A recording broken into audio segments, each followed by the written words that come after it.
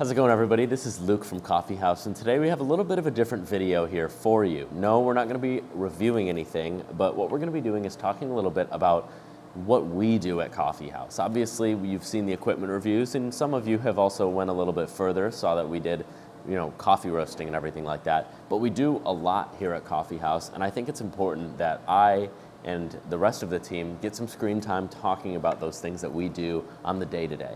Because I think there's a lot more to the business, and I think it's very interesting what we do. So what I'm going to do now is just kind of give you the spiel, tell you a little bit about all of the things that we offer, and then why we're getting into this video. So first things first is Coffeehaus at its core is a roastery, of course. We do roast coffee. We import coffee from some amazing importers all over the world.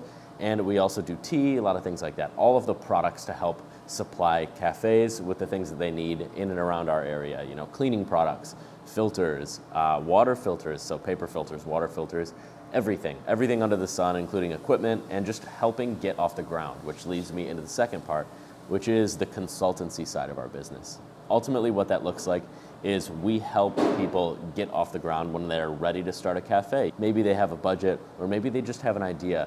We're happy to help kind of accelerate that idea and turn it into something that's actually tangible. We've done that with about 100 different businesses in and around the Metro Detroit area. And now that we expand, I thought, what better way to do that than to put it out there on our YouTube channel so people can really kind of understand what we do. In those 100 cafes that we've done, cafes, restaurants, hotels, all of those things, what have we learned along the way? And there is quite a bit we have learned. And I was talking about that in owner's Facebook group, Business Owner for Cafes Facebook group. And a lot of these questions that I saw in the group were questions that I think I had answers to, but didn't quite want to sit there and type out this long 10,000 word explanation to them. So I figured, why not make a video about it? Maybe the home users, the home baristas might not find this as interesting as some of the people who are maybe budding entrepreneurs ready to jump into the coffee space, or people who may even have a coffee shop who are looking to grow their business a little bit more. I think this is going to be interesting to a lot of coffee people as we dive deeper into the financials, the equipment, all of the planning, all of the marketing, all of the things that make a cafe successful. I think I've learned a lot over the last 100 builds, and I'm interested to share it with you. So without further ado, let's jump into some questions that Facebook group had. And then as we move forward, I'm planning on doing this a little bit more. I'd love to have like a 20-part series that's like, so you want to open a coffee shop? Well, here are the things you need to consider. Let's talk about some of these questions, and then we'll go from there. First things first, question number one is how to find good baristas and managers and how to keep them. I think this is a great question because the baristas and the individuals who work at your business are what make your business. They are what make and break your business, because you want to be able to hire really all-star employees. And yes, I feel like this is without saying, if you pay people properly, you're going to find the right people. At our cafe that we have near us, we pay a top wage. The starting rate for our baristas is $20 an hour plus tips. Everybody ends up making about $33 an hour, and they get benefits, everything like that. And I think that's so important. And ultimately, I know there's going to be some rebuttals here, like, oh, that's not cost effective, things like that. But the people that you bring in will define that business and help secure essentially a community of people that you want to attach to your business.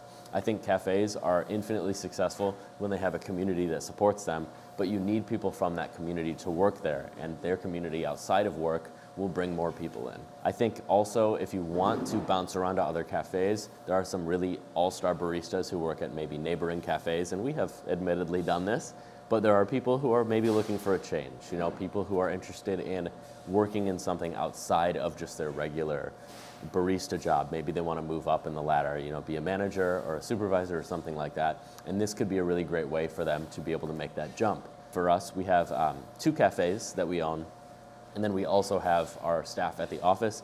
Many of the individuals at the office love the idea of transitioning from a barista to kind of like a desk job, barista's desk job is what we like to call it here at the office. And I think it really comes down to what they're looking for, that change. But to answer the question in kind of one statement is you really need to pay people correctly to find the right people. What are some different ways to partner with other businesses near you? Okay, so this is a good question, and this is something that I think is really important to the community aspect of your cafe or business. And you're going to hear this a lot because I'm going to use the word community a lot because it's so important with cafes. Cafes are a communal space for people to hang out. There are so many books relating to architecture and design that talk about cafes being the heart of cities, the heart of towns. And I would really encourage you to look at your cafe as that beating heart of a small town or a small area at least. Add value to the community, not only in the vision of sustenance where you can give people something that they can sip on and everything like that, but a place, a place to congregate and enjoy themselves and sit amongst peers who also live in the neighborhood. I think what comes directly with that is the ability to partner with other businesses. Looking within your community, finding people who you are friends with, who share similar locations with you, things like that. I think everybody is willing to work off of each other, but I think that comes down to the owner's personality and just making sure that they're driven within the business. I always say that don't look at a cafe as kind of like this profit motive where the only reason I have this is to just simply make more money or something like that. Cafes and restaurants, especially restaurants, you need to have your heart in it, and you just kind of need to accept that. So if you have your heart in it, I think you're going to find other connections a lot easier. I think you're going to make friends with a lot of other business owners in your community, and working off of them, it's so little as calling them or coming into their shop and patronizing their business in some way. And as you do so, people will be willing to work with you, and that's what makes a community coffee shop. We do that with almost every shop that we built. Okay, this is a great one. How do the little guys, the small shop owners, best compete with the big guys, the Starbucks and the other chain restaurants? This is a great question. I think you'll probably have an expectation of what I'm going to say, but it comes down to the community that you can build, yes, again, but two, obviously you can bring a sense of quality and a sense of storytelling to your business that those companies won't be able to fully match. If you look at businesses like Starbucks, for example, they meet a level of expectation because they're very consistent location to location, and they meet a sense of convenience. They're open at the right time, they have the right thing, and they've catered a menu that is billions of dollars in research and development that is supposed to make sense. So when you look at someone like that, it's difficult to be able to compare yourself because it's just two completely different businesses. One is a homegrown essential startup, and one is a billion-dollar corporation that has 5,000 plus locations. And in doing so, I think that you need to understand your own strengths. What defines my business, and what type of person am I trying to attract at the end of the day? If you have an ideal kind of person that you're trying to target, an ideal marketing persona, it's important to kind of understand how that person reacts with your business and why that person would patronize your business over something like that. Because obviously in our area, especially in Detroit, there are many Starbucks locations, Dunkin' locations, places like that obviously get a good deal of traffic, but other specialty shops are staying open and staying busy. And I think as we grow forward, the trend between those two is always going to be a little bit split. I think there's a community of people who are very interested in supporting small businesses and supporting the craft of coffee rather than just kind of like a means to caffeination.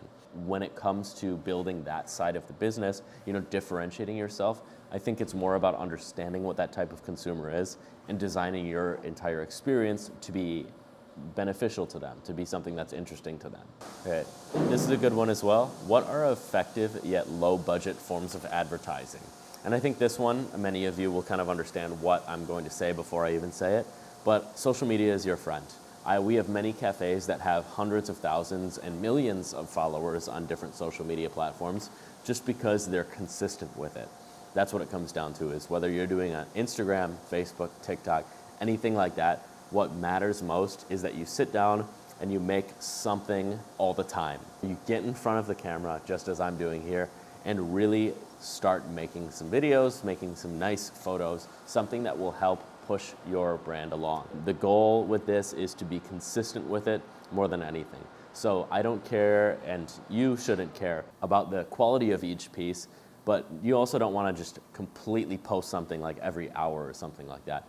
Make sure that everything you put out is thoughtful, well done, and consistent. So consistent with your branding, but also you have to follow a trend. Don't just stop posting for 2 months, because it's really going to affect your presence in people's minds, essentially. So if you can maintain a level of consistency alongside your platforms, your social media platforms, I think ultimately that's going to help you get a good edge towards maintaining and bringing in new customers as well. Social media is obviously your #1 tool for marketing, but then obviously there are other aspects, but I think that is going to be your #1 winner. I mean, you have people who are driving very far for your cafe, if you can make it interesting enough for them to come. So focus on building your brand within that scope of social media and see what comes of it. But more than anything, just make sure that you're consistent in posting. All right, what are ways for a coffee shop to make passive income? At the end of the day, what you really want to rely on is people who will consistently patronize your business, people who are in your community, local, visiting on a routine basis. And I think that is your number one focus, is maintaining a consistent experience for your customer so that when they go in once, they can get that exact same thing every single time. If they can build a sense of routine out of what they're doing, that's very important for you to make a level of consistent income. But now let's talk about passive income, because that was the question. I think passive income more so refers to something that you don't have to consistently act upon, provide a service or something like that. And that's going to be tough for a cafe which is entirely based on hospitality. You have to perform some level of service and product in exchange for money. When I think of passive income, I don't think so much so as like just making money off of like renting a portion of your space or something like that. What I'm thinking of is the level of subscription and the level of, once you get somebody into the routine of purchasing coffee, maybe you can start rolling out a program like we have at some of our cafes where you are actually paying a monthly subscription for coffee. Many large chains do this as well, but let's say $30 a month gets you a cup of coffee anytime, any day, anywhere you want, as long as you just show up with your little card. That's it. In that respect, the way that business is generated now is rather passive. Ultimately, we have some cafes who have hundreds of people who are subscribed to this program. So every month, there's a nice kind of like recurring charge that's involved in that, which is pretty cool. But obviously, you're still performing a service. But that is one of the things that I think is most important from a passive level, is encouraging people to come back on a routine basis, because they might be coming in for a coffee, but as you cater your options to those individuals, food options, different drinks, modifiers, things like that, they're able to buy more, and that's what you want at the end of the day. What are some good ways to keep costs down without compromising on quality or living in fear of running out? I think first things first is we need to understand a little bit about where our cost structures are coming from. And also, this is with the understanding that you have some space to do some extra work. But the first thing that comes to my head is how expensive syrups are. Cafes spend a lot of money on the pump bottles of syrups, Tirani and things like that. And it's ever so easy to manufacture all of your syrups in-house. And also, without compromising quality, this is more so the opposite. You're actually increasing the quality of your drinks at the end of the day when you're making things in-house. I have all of the cost structures that we can jump into in a different video where we compare the two. It's very much more cost effective to be able to make your stuff, and then to make it is just so much better. You're able to differentiate yourself, you're able to get consistent, and you don't need to run out because you have the raw ingredients there, which are very, very cost effective to store and have little to no shelf life. But as we move out of syrups, obviously there are some concerns there with like pastries, for example, where you want to keep a stocked case, but also you don't want it to run to like the last pastry at the midpoint of the day. You want to be able to have that kind of like perception of full case as you move forward. So as you move forward, I think there's also some options to think about what isn't going to go bad the next day. How can I have a little bit more food options that will keep me, 1, 2, 3, 4, 5 days? Maybe some bars, things like that hang out in the fridge, things that can be frozen. Bagels, for example, are a great point where you can take something that's fresh and keep it there. It really comes down to the amount of space that you have, though. I think ultimately the point of this is if you have the space for raw ingredients to be stored and you have the means to be able to produce those ingredients in-house, I think you're going to be really surprised at the amount of costs you save when you can control that inventory at a much tighter rate. What are different ways to go about funding for locations or additional locations? And this is going to be a little bit anecdotal. I think this is a great question, but ultimately what it comes down to is the area that you're in.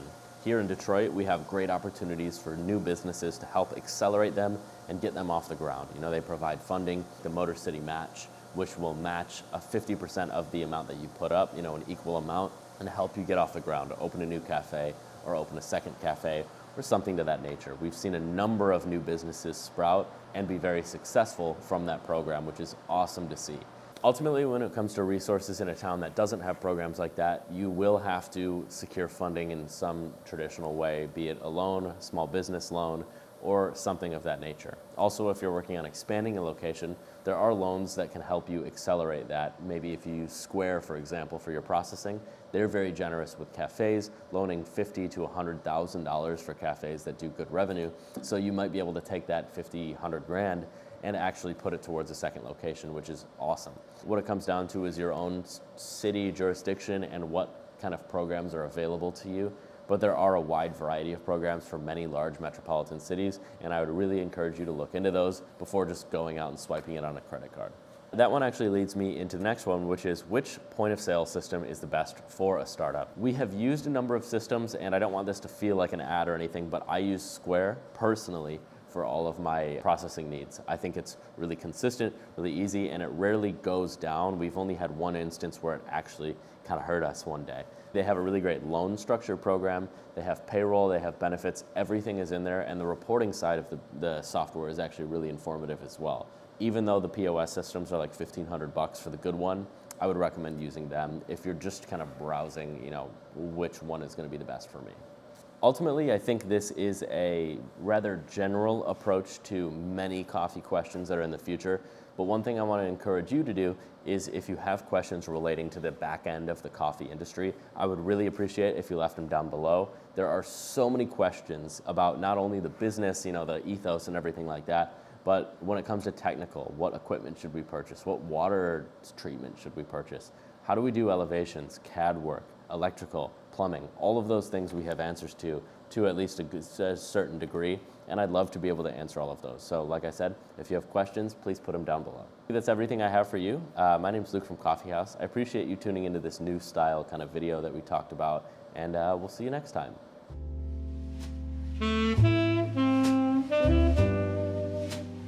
Well, hold on. If you can do it.